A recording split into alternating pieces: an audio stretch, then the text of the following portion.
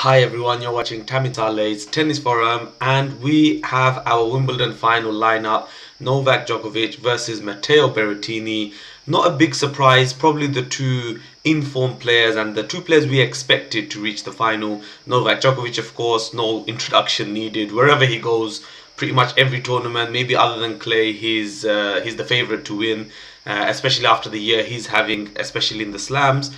And Matteo Berrettini, after the French Open, he put up a really good fight against Novak in the quarterfinal, and a lot of us predicted for him to do well on the grass with his big serve and forehand and winning queens before coming into Wimbledon. So he is the man to beat really on the grass this year. So it is the final that let's say is deserved. The two informed red hot players on the grass, and there's a lot at stake here. In this video I am going to be looking at the semi-finals and also sort of giving my preview and predictions on the final. I put a poll out where over 400 of you guys voted, so I will be putting the results here in this video as well. And yeah, so before we begin, as always, if you haven't subscribed, please do subscribe. Let's try and push on towards that 5,000 subscriber mark. And as always, if we can hit 100 thumbs up in this video, that would be great as well, as it then really promotes the channel to other tennis lovers like ourselves. So the first semi-final on the Friday was Matteo Berrettini versus Hurkacz. It was it was kind of following the script in the opening two sets. Now, no disrespect to Hurkacz, but I think we all kind of expected Berrettini to do well. Hurkacz, of course, having beaten Medvedev and Federer back to back to reach the semi-finals, he's had an amazing let's say performance. He did win Miami earlier on this year, if you do remember, his first ever Masters 1000. However, since then he'd only won one match before coming into Wimbledon, so this was a kind of a surprise run, but fully deserved, especially against Roger. What a performance. And it was kind of like, it was sad watching Roger lose the way he did, getting bageled in the third set, straight sets defeat, and there was a lot of speculation about, is this it, will he come back or not? Personally, I think he definitely will come back for at least next year's Wimbledon. I think this year, coming back from the injury and really not enough match practice, it was really, I think he can be very happy by reaching the quarterfinals, and maybe next year with a few more matches under his belt, he'll be ready for one last assault perhaps at winning a major. But yeah, Berrettini, he won the opening two sets, 6-love, or 6-3, 6-love, and it really did look like it was going to be a straight set routine affair. But then Hurkacz kind of surprisingly took the third in the tiebreak, and then you're thinking, could he turn it around? However, Berrettini came through in 4 sets in that match. He becomes the first Italian men's player to reach the Wimbledon final, and if he wins Wimbledon, he'll be the first Italian ever to win Wimbledon. So a lot on stake. Big day for Italy actually, with the Euros, Italy versus England. For me, it's just going to be a day of sports tomorrow. Of course, first time in my life England have been in the final, so I'm super excited by that, and hopefully the lads can bring it home. He's coming home. And with Novak, many predicted Shapovalov to be his hardest test so far, and it really was. Even though it was a straight set affair, I don't think the scoreline does justice to the competitiveness of the match that we watched. The scoreline, of course, 7-6, 7-5, 7-5. For me personally, Shapovalov should have won at least one, potentially 2 sets. The first set especially, he served for it. And what was interesting was, in the 3 previous games before he served for the set, he won every game on love. And then he, when he came down to winning the set by serving out for it, he couldn't do it, got broken by Novak, and in the tiebreak, he actually didn't win a single one of his points on serve in the tiebreak, double fault costing him the set there. And at that point, I really did fear for Shapo. I could have seen something like a Djokovic-Medvedev Australian Open final scoreline where the first set was close and then Djokovic ran away with it against Medvedev. Wasn't the case. Credit to Shapo.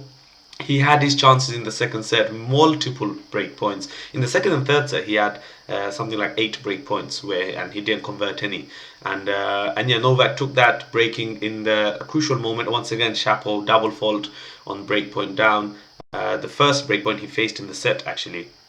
And yeah, he lost 7-5, and then third set he lost 7-5 again. So really solid performance from Novak. I don't think he played at his best. I think Shapo played really well. It's just that he didn't play the big points when it mattered. But I mean, that's tennis for you. It's always coming down to fine margins. Whether a player wins or loses in tennis matches, generally, especially in semis and finals, both players win very similar amount of points. It's just who wins the more important points, the break points, the game points, the set points, etc. And yeah, Novak just came out and clutched on that to reach his 30th Grand Slam final. Only one behind Roger now in that aspect. Roger has 31 Slam finals, Novak has 30, and Rafa has 28 Slam finals. And yeah, he will try. I mean, I think it's the biggest news out there. I think this is the biggest news in all sports, really, that this Grand Slam race they're having, and it is his opportunity to finally tie both Roger and Rafa for the number of slams. They'll all be on 20, and for me that would be quite spectacular, quite magical actually. And can you imagine the hype going into the US Open if they were all tied on 20 slams each? It would be crazy. And you know, forget even the fact of the whole calendar slam that Novak is potentially or potentially can win. It's breathtaking. Personally, I do want it to go to the US Open 2020. I don't think Roger can reach the final at the US Open, so for me, the dream final at the US Open would be a Rafa versus Novak final. Rafa, of course, has a 2-1 head-to-head against Novak at the US Open. But yeah, before we get into all of that, there is still a job for Novak to do on the Sunday. A few facts and stats for you guys. Novak and Berrettini have played twice in their careers at the 2019 ATP World Tour Finals, where Novak won 6-2, 6-1, so very convincingly, and then literally about a month ago, where they faced in the quarterfinals of the French Open. Novak coming through in 4 sets. First 2 sets 6-3, 6-2. And then the second 2 sets were very competitive. So Berrettini winning 7-6 and then Novak winning 7-5 in the fourth. He let out that huge celebration, if you remember. And I feel like in looking, in hindsight, that's what prepared him for that Rafa match. I think it brought him up to the level he needed. The question is Novak at the level he needs? Personally, I think if he plays the same way he did against Shapo, then I really find it difficult to see how Berrettini will make the same mistakes Shapovalov did, in the double faults and, let's say, blowing the chances. I think Berrettini is a better player than Shapovalov. So for me, Novak really needs to up his game. Neither player, by the way, have played a top 10 player yet to reach the final. Novak, the highest seed is the 10th seed. He played against Shapo, but of course Shapo's not a top 10 player. Or he wasn't going into the tournament. And Berrettini, of course, playing Felix and then Hurkacz, neither top 10 going into the tournament either. So yeah, this is quite interesting to see how they fare. I came across this really almost worrying stat that Berrettini has never beaten a top 10 player at a Grand Slam. I find that quite crazy, considering he's made a semi-final and a quarter-final, and now this is his maiden final here. But he will have to change that. It'll be interesting to see how he does with the pressure. First Slam final, against Novak Djokovic, one of the all-time greats. Can he keep himself composed? He will, of course, need to serve amazingly. The forehand will need to work, and he'll need to be able to deal with the fact that where a lot of his serves may have aced other players, Novak will get those balls back. At the same time, look, there's pressure on Berrettini, but there is a different kind of pressure on Novak where there's history on the line. Of course, he's reached 30 Slam finals, so I think he knows what the feeling is like. But this is the first time he can actually tie both Roger and Rafa.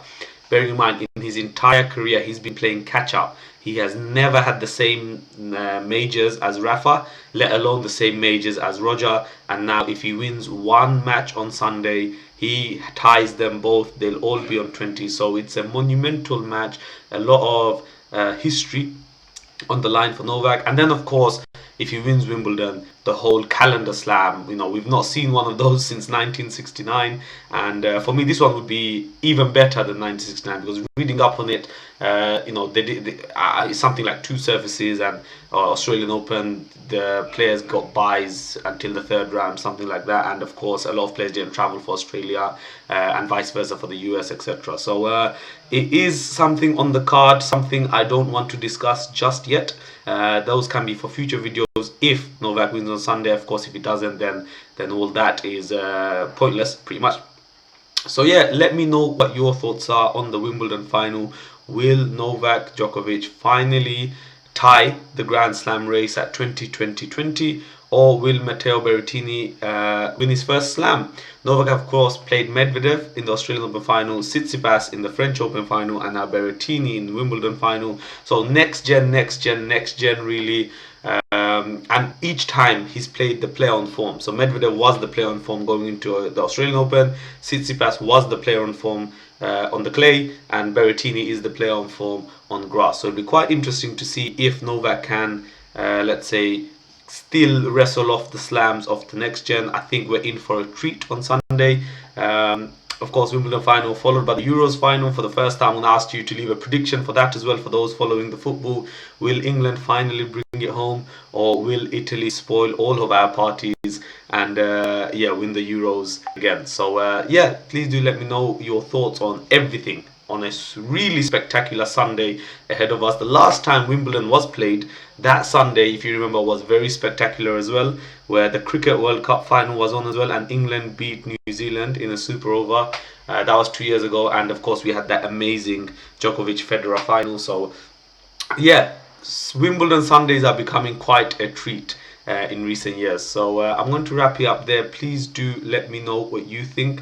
How do you see the final going? The poll, by the way, sorry, I almost forgot. Over 400 votes came in, and 88% of you voted for Novak Djokovic to win. So quite a you know, huge backing for Novak to win his 20th Grand Slam. But yeah, let me know what your thoughts are. For me personally, my predictions, if Novak plays the way he did against Shapo, it's hard for me to see how he wins. He will need to raise his level. However, I do expect Novak to raise his level, as he always does. And I think if Novak plays at his best, he'll win. I think the way Berrettini, like the scenario for him to win is he has to play at his best, and Novak probably needs to play below 75% of his abilities, and then we could be in for a treat. My prediction is I do think Djokovic will win the final. I think it will be 4 sets. I do see Berrettini winning a set. So yeah, that's my prediction. Let's see how it turns out to be.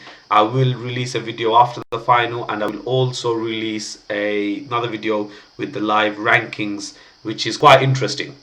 Berrettini, by the way, can go up to world number 7, overtaking Rublev if he wins the final on Sunday. Novak has already, by the way, because he won his semi-final, he's become the first player to qualify for the World Tour finals at the end of the year. So he's already well on his way to a 7th record-breaking year at number 1. But yeah, we'll wrap it up there. Thank you so much for tuning in. As always, if you haven't subscribed, please do subscribe, and do drop a thumbs up if you enjoyed the video. As always, we're going for 100 thumbs up. Take care, enjoy the sport on Sunday, and see you guys next week.